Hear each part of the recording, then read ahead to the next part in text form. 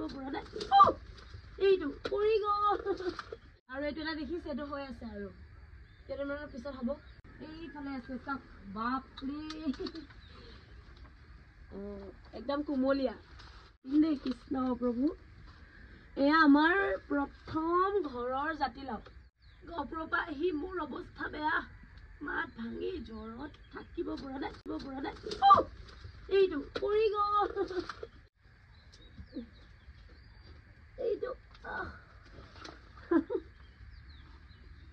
এইটো আমাৰ জাতিলাও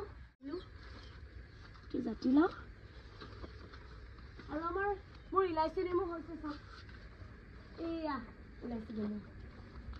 দেখিছে এইফালে কলিয়াইছে দেখিলে আৰু এইফালে চাওক এয়া এইফালেও হৈছে আমাৰ ঘৰৰ প্ৰথম জাতিলাও কাটি দিছো কেনেকুৱা ওলাই জাতিলাওটো কম আপোনালোকক বেকা বেকাহে হ'ল আৰু দেই এই আচল কুমলীয়া জাতিলাওটো ডাঙৰ সচ কিন্তু দেখিলে এনেকৈ মাজতে ফালি দিছোঁ এনেকৈ পঠিয়াই দিম মাংসৰ লগত বনাই খাই মজা লাগিব কিন্তু